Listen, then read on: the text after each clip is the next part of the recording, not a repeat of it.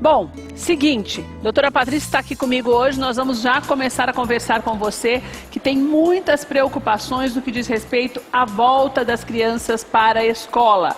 Por que nós vamos falar sobre isso? Já se passaram alguns dias desde esse retorno, ainda, infelizmente, existem algumas dúvidas, embora a maioria, a grande, imensa maioria, já esteja vacinada, mas essa coisa de você ficar 2 anos fora, faz com que as mães tenham uma preocupação maior no que diz respeito àquelas doenças corriqueiras que as crianças podem ter, resfriados e algumas outras que são mais contagiosas. Então a doutora está aqui para conversar com a gente hoje, porque existem algumas coisas que são preveníveis desde que você preste muita atenção no dia a dia, né, doutora Patrícia? Porque não adianta, a gente não vai conseguir proteger a criança o tempo inteiro de tudo, né? Porque não tem como você amarrar a criança, ela está brincando, não sabe, você não sabe se todo mundo tem um problema, se todo mundo está saudável ou não, mas tem aí algumas coisinhas que a gente pode fazer para minimizar essa preocupação, né, doutora? Exatamente. Obrigada, viu, Paty? Obrigada a você, mais uma vez pelo convite. Está sempre aqui conosco, eu fico muito feliz de tê-la aqui com a gente, hoje presencial, depois de tanto tempo. Pois é, mas cheguei, isso que importa. Então é o seguinte, ó, a gente tem que ver que a criança a gente não consegue colocar numa bolha. Então a gente não consegue evitar esse contato, ainda mais com amiguinhos, né, na escola. Mas é muito importante a gente colocar ela na escola justamente para ela adquirir imunidade. Então assim, o seu filho vai ficar doente, as crianças vão ficar doentes. A média aí é mais ou menos de 7 a 10 vezes aí no primeiro ano de escolinha. Meu Jesus amado! Essa é a média. Mas assim, são doenças leves. Então, um resfriadinho, uma diarreia, o que não pode, assim, a criança todo mês está tendo que usar antibiótico, todo mês está tendo que ficar internada, pneumonia. Aí sim a gente pensa em baixa imunidade. Caso contrário, vamos dizer assim, é o normal. É o normal. A gente tem que pensar que 80% mais ou menos das doenças em crianças é vírus. Então não tem muito como a gente evitar o contato. Então a mãe às vezes pensa, putz, eu tô lá, né, meu filho tá ficando doente, onde eu tô errando? O que eu posso fazer? Infelizmente, a criança tá lá adquirindo imunidade. E como a gente ficou aí 2 anos guardando elas em casa... eu acredito que esse retorno seja um pouquinho mais pesado no que diz respeito a essas doenças, né? Exato. Ô, Paty, o que é essa síndrome mão-pé-boca? Tá. A síndrome mão-pé-boca ela é causada por vírus e a criança ela tem o seguinte, ela tem febre e paralelo à febre ela tem lesões na palma da mão, na planta do pé e na boca. Mas que tipo de lesões? Como se fosse várias manchinhas vermelhas, né? Ela pode coçar também, na boca ela pode ter afta ou em volta da boca. Então é algo bem perceptível e visível, né? Bem visível. A criança vai ver, o resto do corpo não tem nada e nessa região ela tem umas manchinhas vermelhas. E é dolorido isso, Paty? Incomoda, coça. Mas coça, dói um pouquinho assim, mas não é dor. Como é que pega isso, Paty? Pelo ar. Não é contato com outras crianças. É, o contato com outras crianças, porque assim, se tem uma criança que ela começou a ter os sintomas, mas ainda não estourou, então ela tá indo pra escola. E aí ela acaba passando vírus no brinquedinho, né? Uma criança pegando na outra, pegando a chupeta, uma madeira uma da outra, acontece isso. Os adultos a gente transmite também, mas é muito raro a gente apresentar esses sintomas. Então, às vezes, também nós podemos levar para as crianças esse vírus. Mesmo que sem perceber? Mesmo que sem perceber. Daí o tratamento é o afastamento da escola e antibióticos? Não precisa de antibiótico. Vai para casa, como é vírus, não precisa de antibiótico. Então, é deixar a criança em casa, medicar, então se ela tiver febre vai usar o antitérmico, se ela tiver muita coceira, tudo a gente pode usar um antialérgico e só, não tem necessidade de antibiótico, não precisa ficar internada, não tem nenhuma preocupação de piora. É muito difícil uma criança doente em casa, eu entendo a agonia das mães, né? Elas ficam nervosas, ai meu Deus, a febre não melhora, 4 horas voltou febre. Mas a gente tem que respeitar o tempo que a criança está combatendo essa doença. Não adianta, você vai mandar para a escola para passar também para outras crianças, né? Exatamente, não pode. Então tem que ser um atestado, tem que ser afastado aí 1 semana. Paty, nós falamos sobre a presença da doutora Paty hoje aqui e nós temos algumas perguntas gravadas. Você pode mandar o seu áudio também para a gente, sempre que nós trazemos os profissionais. Está aqui na tela o número para você, 11 9 3483 7575. Vamos ouvir a primeira pergunta que a Paty já responde, a Roberta que gravou para a gente. Oi, Roberta, boa tarde, tudo bem, querida? Tudo bem sim, Keila. Eu queria perguntar para a doutora se existe uma maneira de proteger meu filhinho de 10 meses de qualquer doença. É que eu estou com o coração apertado por ter que deixá-lo na creche. Pois é, o que nós acabamos de falar, né? É porque muito pequenininho também, você não sabe nem a reação da criança direito, né, Exatamente. Paty? É assim, o maior protetor que pode ter é o leite materno. Então, crianças que mamam no peito, que estão tomando leite materno, têm esses anticorpos, elas vão combater essas doenças com muita mais facilidade do que não. Mas a gente sabe que nem todo mundo, infelizmente, consegue manter o aleitamento materno tanto tempo. Então, assim, não tem como a gente evitar, né? O que tem que ser acompanhar com o pediatra, tá ganhando peso, tá crescendo, não é uma criança que fica doente toda hora.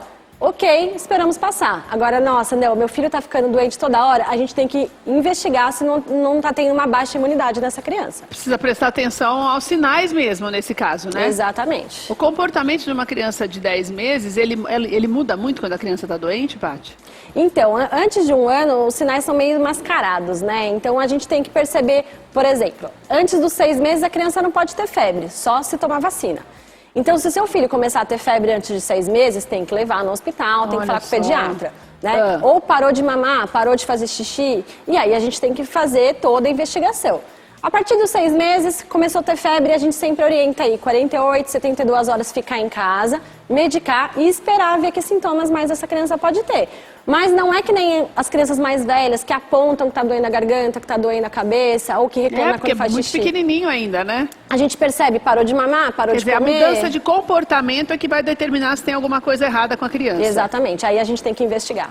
E daí a vinda da creche também já tem essa mudança, tem que estar atento também a essa mudança de ambiente, né, Paty, que é uma convivência com outras pessoas, na verdade, que a criança até então desconhece, e a partir daí também observar esse dia a dia. Exatamente. Tem que ver o que está acontecendo nessa creche, né, se essa criança está voltando muito doente, e caso tenha vindo positivo algum exame, mão, pé, boca, roséola, bronquiolite, avisar a escola, porque aí a escola avisa os pais, e aí os pais também ficam de olho nas outras crianças para ver se não apresenta. Roséola, o que é isso? Roséola é uma doença também das crianças, é super comum. O que ela acontece? São 3 a 4 dias de febre. No dia que para a febre, a criança pinta o corpo inteiro. A gente fala que é exantema. Como assim? Pinta do quê? Como se fosse uma mancha vermelha no corpo inteiro. Né? Então são várias manchinhas, várias bolinhas no corpo inteiro. E aí as mães ficam desesperadas. Também é vírus e é bem característico, Keila.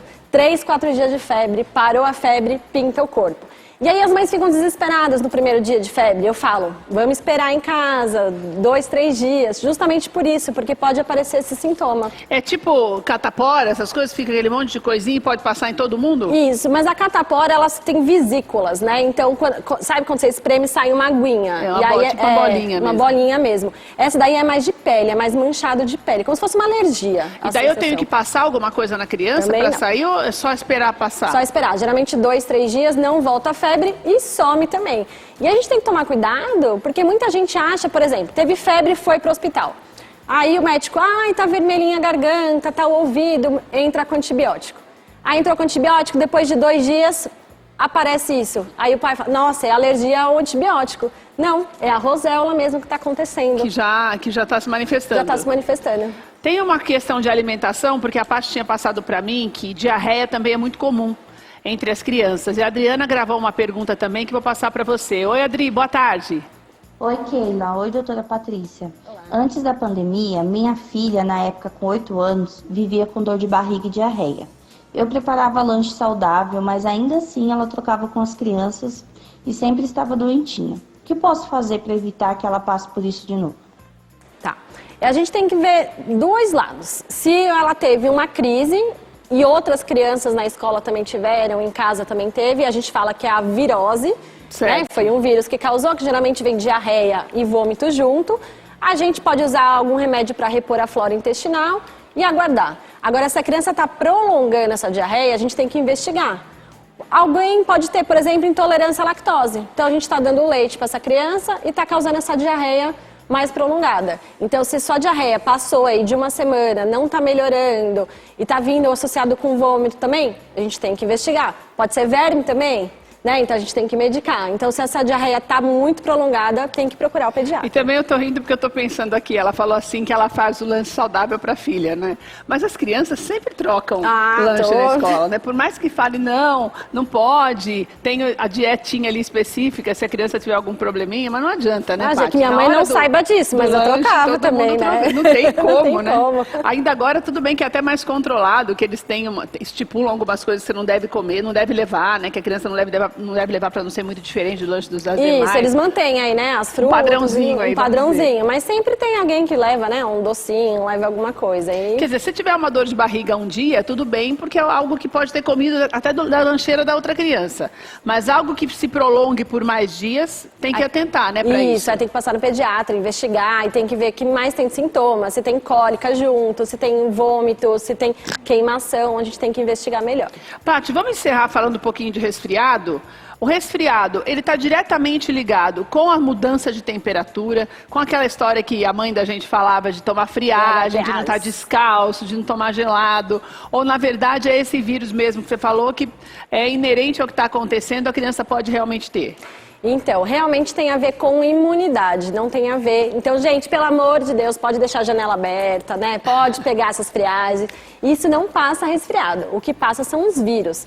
O que acontece é que quando muda o tempo, os vírus eles se propagam com maior velocidade. Certo. Então, por exemplo, final do ano aí, não esquentou o tempo, então tava aquele frio, né? Então os vírus foram se multiplicando. A gente teve o surto aí de Covid, de influenza no final do ano. Então toda vez que muda a temperatura, os vírus conseguem se propagar. E aí as crianças ficam têm a tendência de pegar resfriado. Não tem a ver com gelado, pode tomar sorvete sim, pode tomar água gelada sim, pode andar descalço, deve...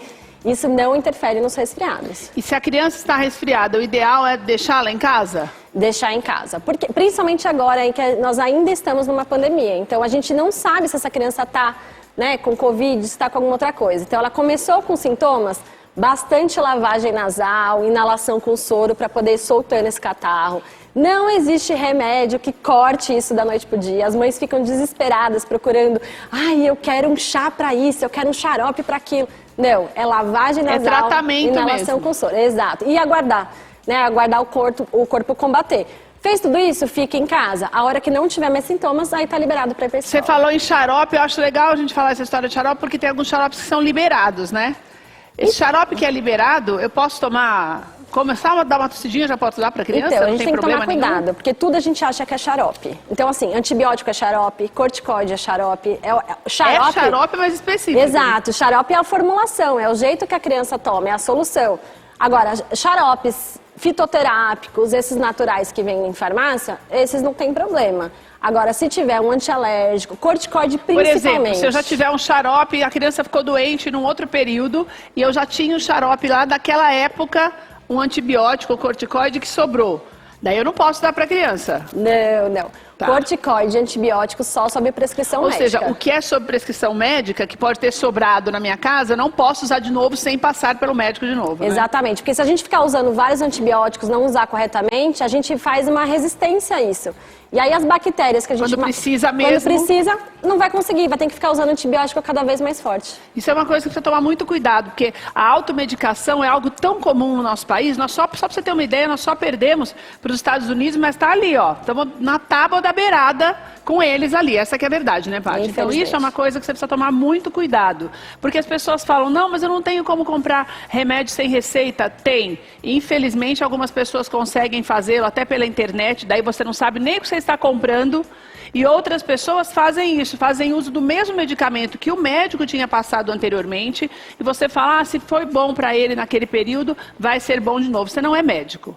Então, todas as vezes, por isso que é preciso estar sempre, constantemente fazendo um check-up, isso acontece com a criança também, levar a criança ao pediatra para que ela passe por uma avaliação de novo, faça os exames necessários, porque daí com esse acompanhamento vai ficar muito mais fácil o tratamento de qualquer que seja a doença. Isso é muito importante, porque tem a coisa do xarope também, que xarope ainda é gostoso, né, menina? É difícil um xarope que não é ruim. Então, a gente está mudando agora. É docinho, agora. É uma maravilha aquilo. Daí você fala, deixa eu dar logo o xarope para a criança, que ela não vai reclamar.